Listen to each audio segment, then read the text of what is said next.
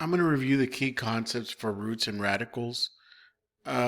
What you need to understand is that if a power, for example, is odd, like we have something raised to the odd number, then there's only one real root of b. Okay, one real root. If the power is even, and let's say that b is positive, there are two real roots of b, and we'll talk about that. The positive root is the principal root, and the symbol is the nth root of b. The negative root is the opposite, so it's negative n root of b. If b is negative, there are no real roots for b. So if let's say n is raised to the fourth power, and b is negative, there is no real roots. Okay.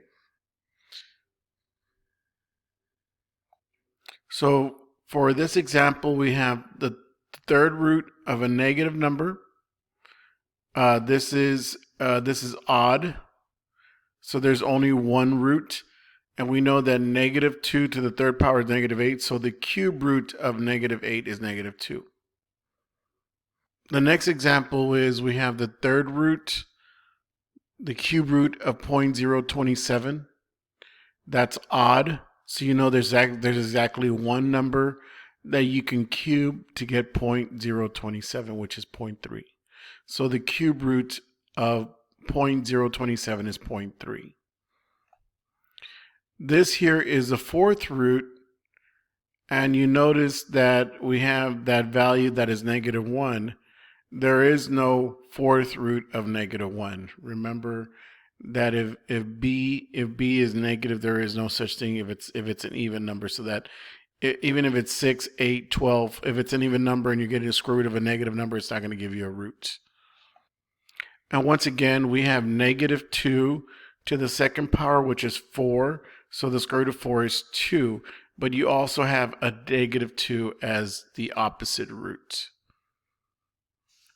What I like to do is rearrange whatever's under the radical so I can simplify the radical. So for example, we have the square root.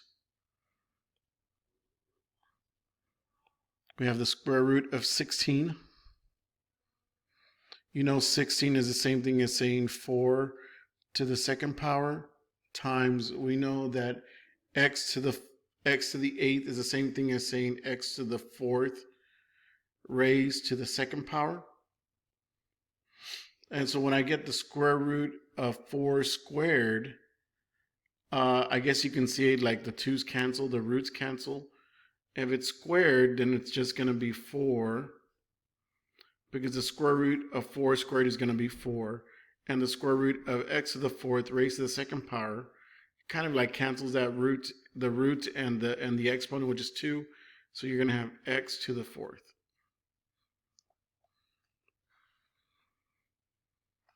So like I said, we know that this is going to be the cube root of a to the 6th, b to the 9th. So I like to do some rearranging.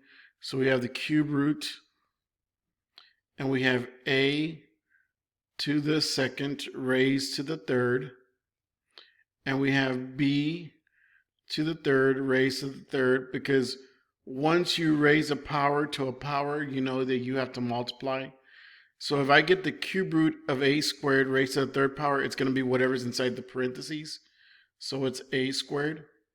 If I have b to the 3rd power raised to the 3rd power, when I cube root that 3rd power, you're left with whatever's inside the parentheses, which is b to the 3rd. And then you can see the last example, C. We have x to the 8th, y to the 12th. Like I said, I recommend writing everything in terms of to the 4th power. So if you get the 4th power of x squared, it's going to be x squared.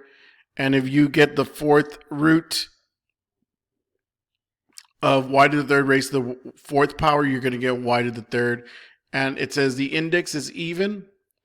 So the absolute value symbol ensures that the root is positive. So that just to make sure that the root is positive. When y to the 3rd is negative, the absolute value symbols are not needed, since x squared